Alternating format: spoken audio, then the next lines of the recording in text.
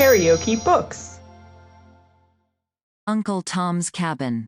Written by Harriet Beecher Stowe. Audiobook. Chapter 21. Kentuck. Our readers may not be unwilling to glance back, for a brief interval, at Uncle Tom's cabin, on the Kentucky farm, and see what has been transpiring among those whom he had left behind. It was late in the summer afternoon, and the doors and windows of the large parlor all stood open, to invite any stray breeze, that might feel in a good humor, to enter. Mr. Shelby sat in a large hall opening into the room, and running through the whole length of the house, to a balcony on either end. Leisurely tipped back on one chair, with his heels in another, he was enjoying his after-dinner cigar.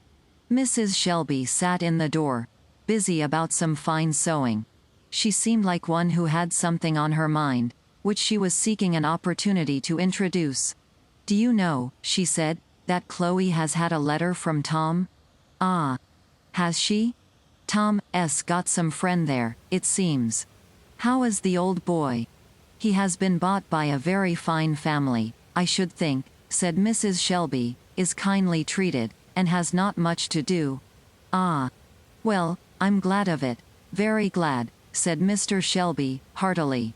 "Tom, I suppose, will get reconciled to a southern residence. Hardly want to come up here again?" "On the contrary, he inquires very anxiously," said Mrs. Shelby, "when the money for his redemption is to be raised." "I'm sure I don't know," said Mr. Shelby.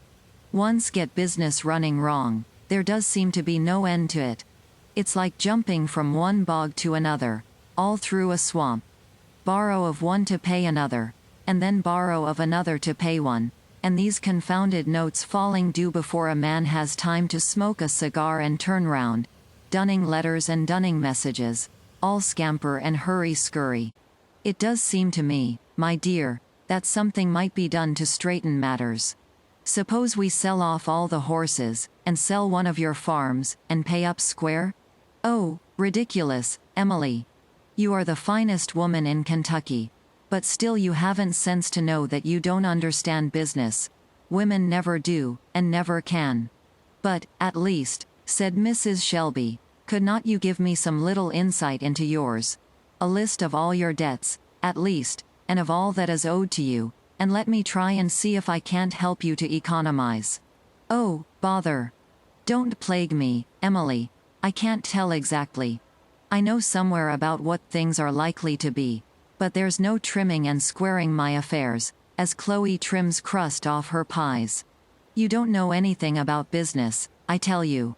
And Mr. Shelby, not knowing any other way of enforcing his ideas, raised his voice, a mode of arguing very convenient and convincing, when a gentleman is discussing matters of business with his wife. Mrs. Shelby ceased talking, with something of a sigh. The fact was, that though her husband had stated she was a woman, she had a clear, energetic, practical mind, and a force of character every way superior to that of her husband, so that it would not have been so very absurd a supposition, to have allowed her capable of managing, as Mr. Shelby supposed. Her heart was set on performing her promise to Tom and Aunt Chloe, and she sighed as discouragements thickened around her. "Don't you think we might in some way contrive to raise that money? Poor Aunt Chloe. Her heart is so set on it. I'm sorry, if it is. I think I was premature in promising. I'm not sure, now, but it's the best way to tell Chloe, and let her make up her mind to it. Tom'll have another wife, in a year or two, and she had better take up with somebody else. Mr. Shelby, I have taught my people that their marriages are as sacred as ours. I never could think of giving Chloe such advice. It's a pity, wife, that you have burdened them with a morality above their condition and prospects. I always thought so. It's only the morality of the Bible, Mr. Shelby." Well, Emily, I don't pretend to interfere with your religious notions. Only they seem extremely unfitted for people in that condition." "They are, indeed," said Mrs. Shelby, "and that is why, from my soul, I hate the whole thing. I tell you, my dear, I cannot absolve myself from the promises I make to these helpless creatures. If I can get the money no other way, I will take music scholars. I could get enough, I know, and earn the money myself. You wouldn't degrade yourself that way, Emily? I never could consent to it. Degrade. Would it degrade me as much as to break my faith with the helpless? No, indeed. Well, you are always heroic and transcendental, said Mr. Shelby, but I think you had better think before you undertake such a piece of quixotism. Here the conversation was interrupted by the appearance of Aunt Chloe, at the end of the veranda. If you please, Mrs., said she. Well, Chloe, what is it? Said her mistress, rising, and going to the end of the balcony. If Mrs. would come and look at dis lot o poetry. Chloe had a particular fancy for calling poultry poetry, an application of language in which she always persisted, notwithstanding frequent corrections and advisings from the young members of the family. Les sakes, she would say, I can't see. One G's good as Turry, poetry suthin good, anyhow, and so poetry Chloe continued to call it. Mrs. Shelby smiled as she saw a prostrate lot of chickens and ducks, over which Chloe stood, with a very grave face of consideration. I'm a-thinkin' whether Mrs. would be a-havin' a chicken pie o' dessay. Really, Aunt Chloe, I don't much care. Serve them any way you like. Chloe stood handling them over abstractedly. It was quite evident that the chickens were not what she was thinking of.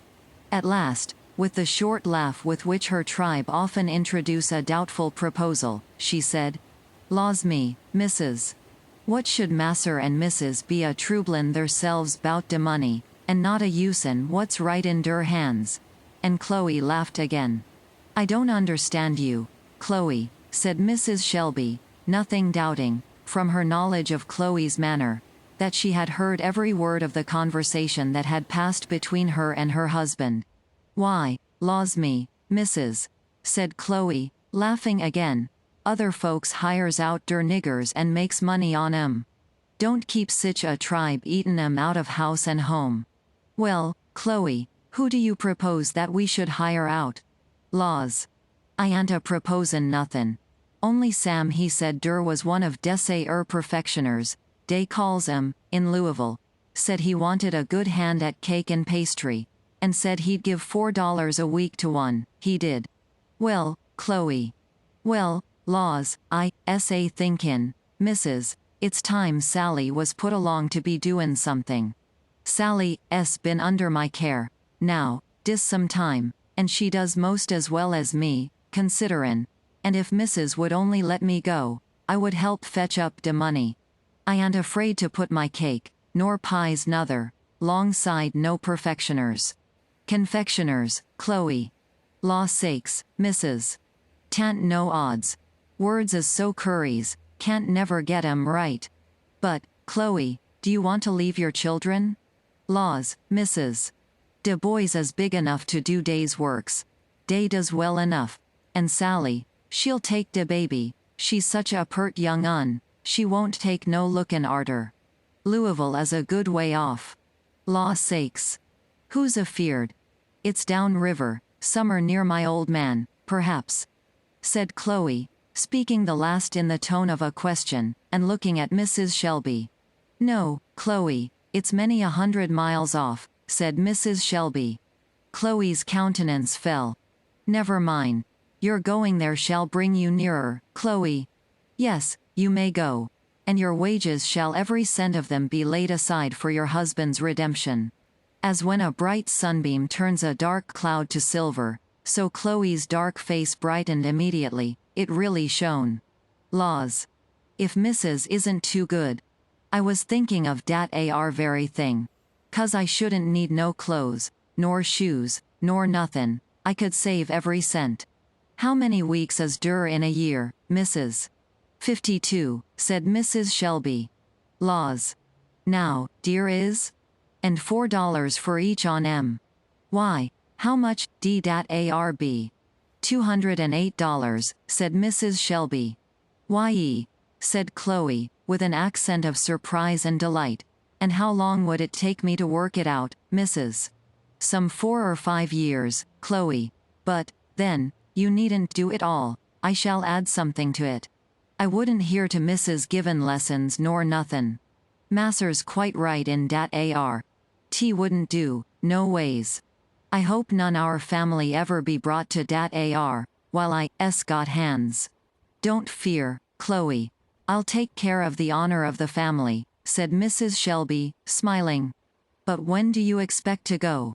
Well, I want 'spectin' nothin'. Only Sam, he's a gwine to de river with some colts, and he said I could go 'long with him, so I jes put my things together. If Mrs. was willin', I'd go with Sam tomorrow morning, if Mrs. would write my pass, and write me a commendation. Well, Chloe, I'll attend to it, if Mr. Shelby has no objections. I must speak to him. Mrs. Shelby went upstairs, and Aunt Chloe, delighted, went out to her cabin, to make her preparation. Law sakes, Mas'r George. Ye didn't know I gwine to Louisville tomorrow, she said to George, as entering her cabin, he found her busy in sorting over her baby's clothes. I thought I'd look over Sis's things, and get 'em straightened up. But I'm gwine, Mas'r George, gwine to have $4 a week. And Mrs. is gwine to lay it all up, to buy back my old man agin.